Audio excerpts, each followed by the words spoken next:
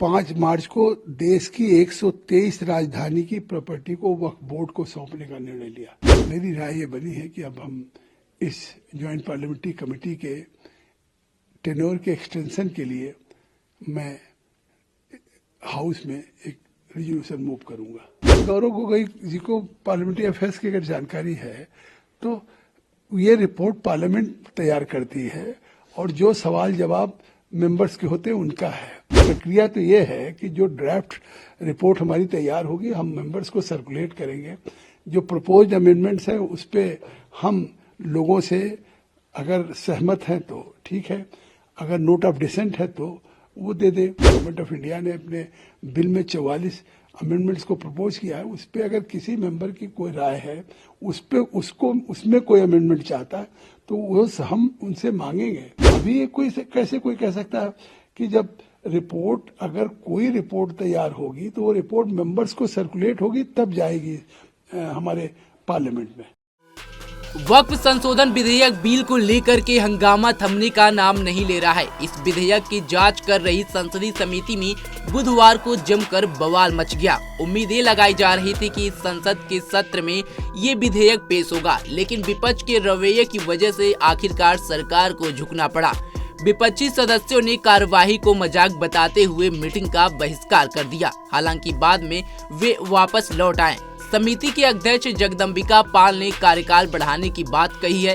विपक्ष का कहना है कि विधेयक पर पूरी तरह से विचार करने के लिए और समय चाहिए। जेपीसी का कार्यकाल बढ़ने के बाद यह भी तय है कि वक्फ बिल इस संसद सत्र में पेश नहीं हो पाएगा।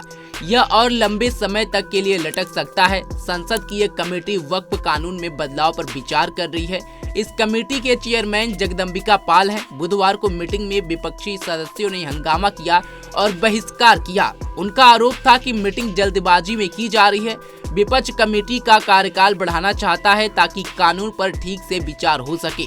चेयरमैन ने कार्यकाल बढ़ाने पर अपनी सहमति जता दी है। सुनिए जगदम्बिका पाल ने विपक्ष की इस मांग को लेकर के और क्या कुछ कहा। 5 मार्च को देश की 123 राजधानी की प्रॉपर्टी को वक्फ बोर्ड को सौंपने का निर्णय लिया। ₹1 में प्रति एकड़ 1 साल का।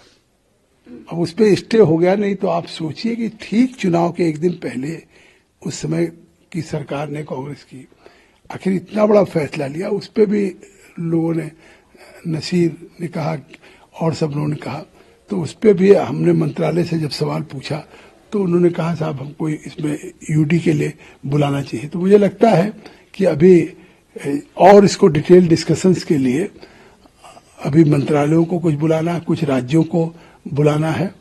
तो मेरी राय ये बनी है कि अब हम इस ज्वाइंट पार्लियामेंट्री कमेटी के टेन्योर के एक्सटेंशन के लिए मैं हाउस में एक रेजोल्यूशन मूव करूंगा। तो अब वो किसी भी पक्षपात रिपोर्ट का हिस्सा नहीं बनना चाहते, किसी भी ऐसी प्रक्रिया जो ट्रांसपेरेंट नहीं है, जिसमें पक्षपात ना हो रहा, उसका हिस्सा वो बनना नहीं चाहते, ऐसा गौरव गोगोई कह रहे हैं। नहीं, गौरव गोगोई जी को पार्लियामेंट्री अफेयर्स की अगर जानकारी है तो ये रिपोर्ट पार्लियामेंट तैयार करती है और जो सवाल जवाब मेंबर्स के होते हैं उनका है। और जब मैं कह रहा हूं कि मैं इसको और आगे एक्सटेंड कर रहा हूं तो वो रिपोर्ट तो हमारी है जिसको हम डिस्कस करते हैं। वो रिपोर्ट हम सर्कुलेट करेंगे प्रस्तुत करने के पहले, तो वो रिपोर्ट तो उनके सामने रखी जाएगी, तब वो कहेंगे, उस पर कोई कमेंट दे सकता है या उस पर कोई अमेंडमेंट देना चाहे। प्रक्रिया तो ये है कि जो ड्राफ्ट रिपोर्ट हमारी तैयार होगी हम मेंबर्स को सर्कुलेट करेंगे।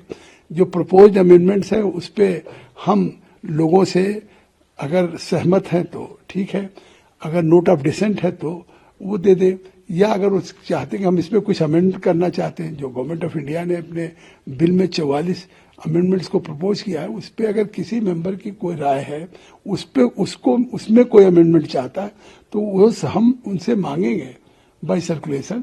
वो सबमिट करेंगे, उस पर क्लाज बाय क्लाज हम डिस्कस करेंगे और डिस्कस करेंगे, या तो उसमें सहमति बनेगी या तो नोट ऑफ डिसेंट होगा या वोटिंग से फैसला होगा। तो अभी ये कैसे कोई कह सकता है कि जब रिपोर्ट अगर कोई रिपोर्ट तैयार होगी तो वो रिपोर्ट मेंबर्स को सर्कुलेट होगी तब जाएगी हमारे पार्लियामेंट में।